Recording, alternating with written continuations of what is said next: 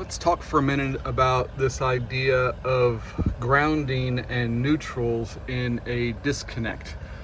So, main disconnect, I should say. Now here on this house, I've got this attached to the garage. This particular panel is for the utility power coming in. That panel there is for the generator power coming in, which I shall label here shortly. The actual service utility is behind that big pile of logs over there, just past there. So having said that, this is not the main point of disconnect. So that means that we had to ground out by the utility, and we ran our 4-aught with our ground wire here to the house.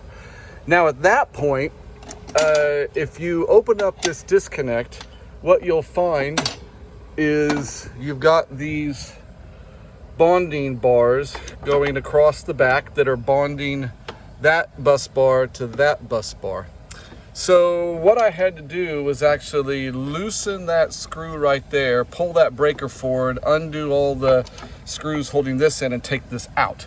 So what that does is it keeps my grounding separate to my neutral all the way back to the utility, which is where the first primary location is to disconnect power.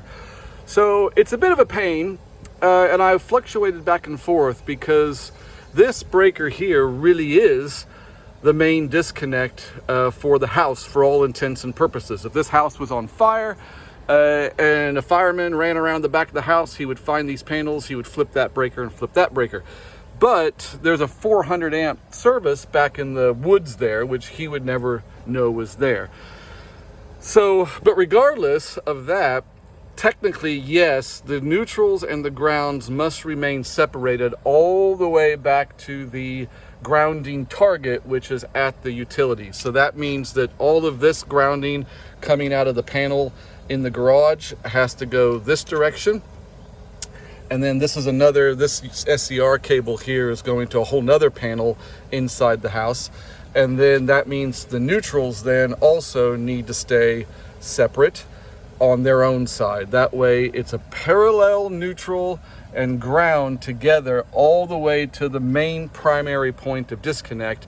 And at that point, you can bring them all together. They really shouldn't be together here. According to code, that is not where they need to go. So just pointing that out, if you ever hook one of these things up, but you've got a whole nother breaker downstream that's feeding this panel, you need to remove you need to remove this bonding jumper, take it out so that these two stay parallel all the way to the end.